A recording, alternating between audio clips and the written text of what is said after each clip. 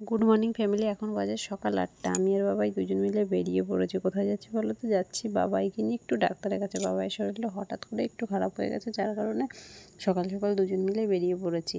আর এই দেখো চলে এসেছি আমরা রানাঘাট স্টেশনে। দেখতেই পাচ্ছ রানাঘাট স্টেশনে এসে আমরা দাঁড়িয়েছি ট্রেনের জন্য। তো এখান থেকে যাব হচ্ছে আরংঘাটাতে। তো আমাদের ডাক্তার দেখানো কমপ্লিট করে এখন আমরা যাচ্ছি হচ্ছে বাপের বাড়িতে। যেহেতু সকাল সকাল বেরিয়েছি, তাই ভাবলাম বাবাইকে নিয়ে বাপের বাড়ি গিয়ে ওখান থেকে খাওয়া দাওয়া করে বিকালবেলা বাড়িতে আসবো। আর এখানে দেখো আমরা টোটো থেকে নেমেও গেছি। মা এসেছিলো রাস্তায় নিতে আমাকে আর বাবাইকে, প্রচণ্ড রোদ রাস্তায়। তো খাওয়া দাওয়া হয়ে গেছিলো, বাবাইকে ঘুম পাড়িয়ে অনেক দিন পর জানো তো আমাদের এখানে একটা কাকু খুব ভালো ফুচকা বানায় আমার বাপের বাড়ির ওখানে। তো সেই কাকুর কাছ থেকে ফুচকা খেলাম, ফুচকা নিয়ে এসেছিলাম। তো আমরা সবাই মিলে বসলাম ফুচকা খেতে। তো ফুচকা খেলাম, মানে কী বলবো, সত্যি খুব ভালো ফুচকা বানায়।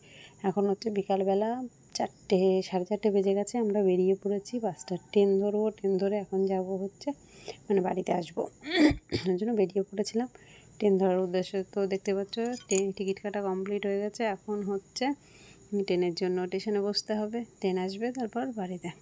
তো আমি টিকিট কেটে নিয়ে ওভারব্রিজের উপর দিয়ে আসছিলাম, আর এখন আমরা ট্রেনে উঠে পড়েছি। বাবাইয়ের আমি, মা যেহেতু স্টেশনে দিতে এসেছিলো, মা স্টেশনে আঁকিয়ে দিয়ে চলে গেছে। আর বাবা আর আমি দুজন মিলে এই যে ট্রেনে করে বাড়ি ফিরছি। তো ভিডিওটা তোমাদের কেমন লাগলো অবশ্যই কিন্তু সবাই কমেন্ট করে জানাবে ভিডিওটা কেমন লাগলো।